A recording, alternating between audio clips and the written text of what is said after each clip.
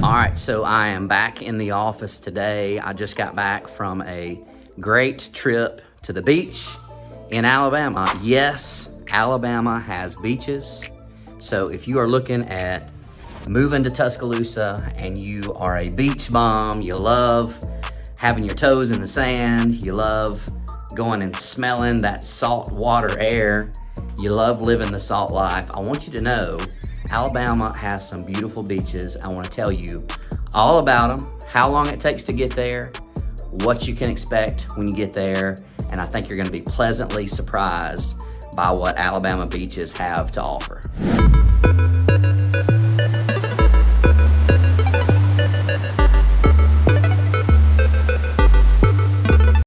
Hey guys, in today's video, I'm going to go deep into what you can expect from the beaches in Alabama. A lot of people don't even realize we have beaches in Alabama. So I'm gonna tell you about driving down there, how long it takes. It is just a drive, you don't have to fly. It's an easy drive down there. What to expect as far as the water, as far as the sand, the entertainment, the food, which is my favorite part.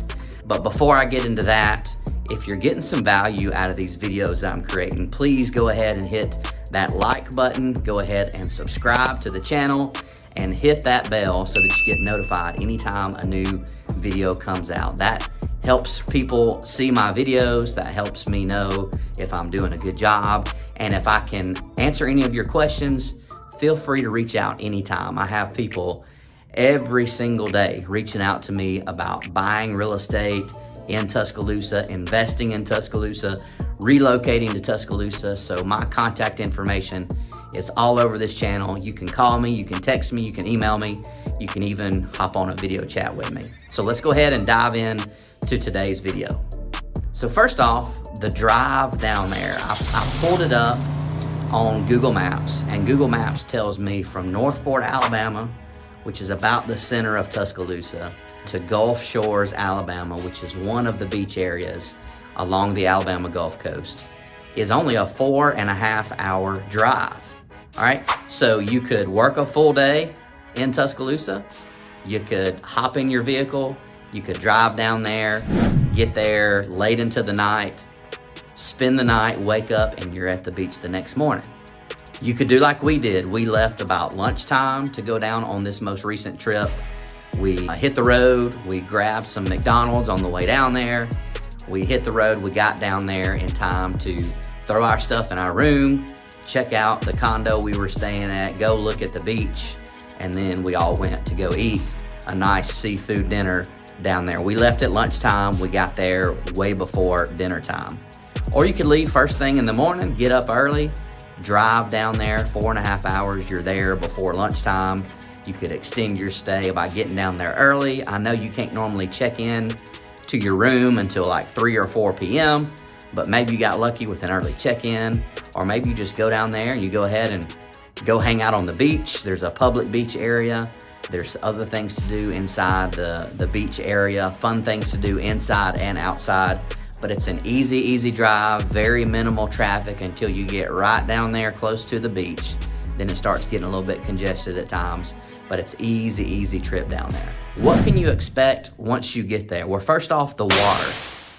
Now, the Alabama Gulf Coast, okay, Gulf Shores, Orange Beach, Fort Morgan, I guess you could say Dolphin Island, those are the areas that you can look for on Airbnb, VRBO. There are plenty of waterfront condos and houses that you can pick from to book when you go down there. But the water down there, because we're on the Gulf of Mexico, you're not gonna have that crystal clear ocean water like you would see in, you know, a Caribbean destination or in the Bahamas. It's gonna be a little bit darker. It's gonna be, sometimes it's gonna be more of a brownish color, sometimes it's gonna be more of a greenish color, but there are certain times when I've been down there where the water is a lot more clear, and there's some days and there's some times that you go that it's not quite as clear. But the water, to me, I still love it. You're gonna still see dolphins, you're gonna see fish, you're gonna see some sharks, you're gonna see some stingrays, you're gonna see some jellyfish, Just know that going into it. If you're picturing crystal clear water like you would see in the Caribbean or in the Bahamas, that's not what you're gonna get in Alabama. But to me, it still is beautiful. I still enjoy it. I like both, but I do love the way the Gulf of Mexico is on our Alabama beaches. The beach itself, what to expect from the beach itself. Alabama's beaches are beautiful, soft, powdery white sand, okay? It's not dirty looking. It doesn't rub your feet very hard. It's really soft. It's very, very soft sand. It's not coarse at all. It's almost like sugary type sand. There's actually some places down there on the coast, the condos, one of them was called Sugar Sands. Sugar Sands condo, Sugar Beach condo, because the sand down there, it looks like sugar. So it's beautiful. There are parts of it as you get closer to the condo buildings themselves. There are some areas that you're not supposed to walk on, some areas that have like some natural seagrass growing on them. You're not supposed to disturb the wildlife. But as far as the beaches themselves, they keep them clean. You can go down there and you can reserve a chair with an umbrella. You can take your own chair, your own umbrellas down there. You can get as close to the water as you want. You can get as far away from the water as you want. There's plenty of room down there. It's never, ever super duper crowded to where you can't move. We do not drive on the beaches here. So if you're coming from somewhere where driving your vehicle on the beach is the norm, it's not gonna happen in Alabama. So they keep these things clean, they patrol it. You're not allowed to take, glass bottles out there on the beach, but the beach itself is beautiful. We love going down there. My kids love playing in the sand, building sand castles. We love burying each other in sand, just covering ourselves up with the sand and then running out into the water to get it all off. And at night, you wanna grab a flashlight, you wanna grab a bucket. If you go out on the beaches at night, you'll see people crab hunting. There's little bitty small crabs that scurry along on the sand down in our Alabama beaches. And my kids, personally, that's their favorite thing to do. They love going out on the beach at night, taking a bucket, taking some flashlights, and they actually just go by hand and they pick the crabs up and put them in a bucket. We always let them go. I don't think they're the kind of crabs that would even taste good if you were to keep them and try to eat them. But they're fun. It's fun to catch. You'll see kids out there. You'll see families out there. The time that we went was early October. So at night it was a lot cooler. The sand felt really, really good on your feet at night. It was almost kind of cold at night. So the beaches are beautiful. You're gonna love the beach. Even if you don't love the water not being crystal clear, I think you're gonna love the beach and the sand itself. Now, outside of the beach and the ocean, there's plenty of fun stuff to do down on the Alabama Gulf Coast. There's live music at several places throughout the week, throughout the weekend. Check out the Hangout, which is right in the dead center of Gulf Shores. Most Friday nights, most Saturday nights, sometimes even during the week. During peak times of the year, there's a live band there every night.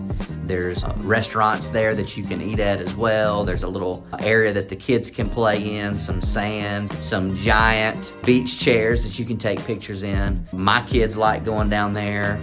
They called it the song place because they knew that's where live music was. Dad, there's the song place. We always have a lot of fun at the arcades in the beach area. There's several really good arcades.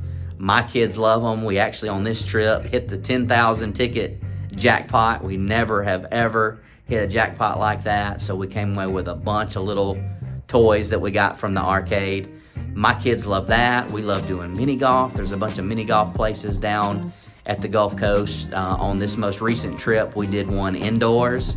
It was a black light Jurassic mini golf with dinosaurs everywhere. It was really cool. The kids really enjoyed that. There's a lot of stuff to do. The state park, we went fishing. So there's fresh water down there that you can fish in as well. We took our fishing gear and we took a day and we just went fishing one afternoon at the Gulf State Park. Doesn't cost anything to fish there.